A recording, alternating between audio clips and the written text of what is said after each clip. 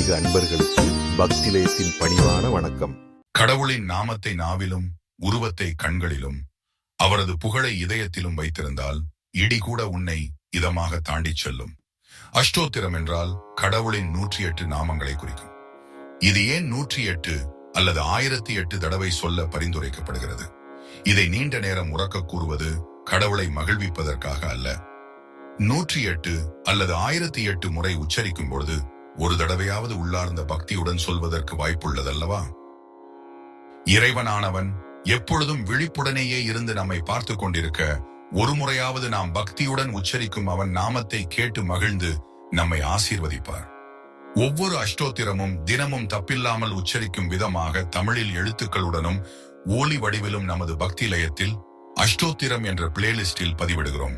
பார்த்து படித்து பயன்பெறுங்கள்.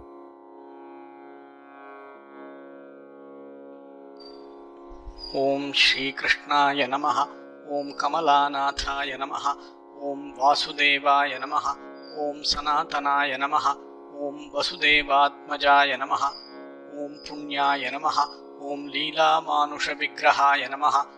ओम श्रीवत्सकौस्तुभधराय नमः। ओम यशोदावत्सलाय नमः। ओम हरये नमः। ओम चतुर्भुजात्तचक्रासि गदाशङ्खाद्युधायुधाय नमः। ओम देवकीनन्दनाय नमः।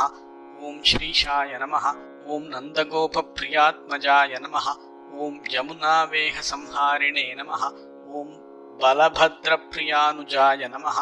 ओम पूतनाजीवितहराय नमः। ओम शकटासुरभञ्जनाय नमः। ओम नन्दव्रजजनानन्दिने नमः। ओम सच्चिदानन्दविग्रहाय नमः। ओम नवनीतविलिप्ताङ्गाय नमः। ओम नवनीतनटाय नमः। ओम अनघाय नमः। ओम नवनीतनवाहाराय नमः। ओम मुचुकुन्दप्रसादकाय नमः। ओम षोडशश्रीसहस्रेशाय नमः। ओम त्रिभङ्गीमधुराकृतये नमः। ओम शुकवागमृताब्धीन्दवे नमः। ओम गोविन्दाय नमः। ओम योगिनां पतये नमः। ओम वत्सवाटचराय नमः। ओम अनन्ताय नमः। ओम धेनुकासुरभञ्जनाय नमः। ओम तृणीकृततृणावर्ताय नमः। ओम यमलार्जुनभञ्जनाय नमः। ओम उत्तालतालभेत्रे नमः। ओम तमालश्यामलाकृतये नमः। ओम गोपगोपीश्वराय नमः। ओम योगिने नमः। ओम कोटिसूर्यसमप्रभाय नमः। ओम इलापतये नमः। ओम परञ्ज्योतिषे नमः। ओम यादवेन्द्राय नमः। ओम यदूद्वहाय नमः। ओम वनमालिने नमः। ओम पीतवाससे नमः। ओम पारिजातापहारकाय नमः। ओम गोवर्धनाचलोद्धर्त्रे नमः। ओम गोपालाय नमः। ओम सर्वपालकाय नमः। ओम अजाय नमः। ओम निरञ्जनाय नमः। ओम कामजनकाय नमः। ओम कञ्जलोचनाय नमः। ओम मधुघ्ने नमः। ओम मधुरानाथाय नमः। ओम द्वारकानायकाय नमः। ओम बलिने नमः। ओम वृन्दावनान्तसञ्चारिणे नमः। ओम तुलसीदामभूषणाय नमः। ओम स्यमन्तकमणेर्हर्त्रे नमः। ओम नरनारायणात्मकाय नमः। ओम कुब्जाकृष्णाम्बरधराय नमः। ओम मायिने नमः। ओम परमपूरुषाय नमः। ओम मुष्टिकासुरचाणूरमल्लयुद्धविशारदाय नमः। ओम संसारवैरिणे नमः। ओम कंसारये नमः। ओम मुरारये नमः। ओम नरकान्तकाय नमः। ओम अनादिब्रह्मचारिणे नमः। ओम कृष्णाव्यसनकर्षकाय नमः। ओम शिशुपालशिरच्छेत्रे नमः। ओम दुर्योधनकुलान्तकाय नमः। ओम विदूराक्रूरवरदाय नमः। ओम विश्वरूपप्रदर्शकाय नमः। ओम सत्यवाचे नमः। ओम सत्यसंकल्पाय नमः। ओम सत्यभामारताय नमः। ओम जैने नमः।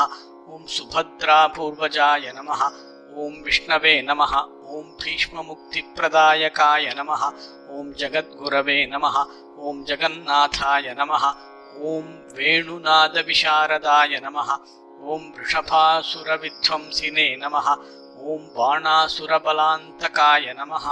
ओम युधिष्ठिरप्रतिष्ठात्रे नमः।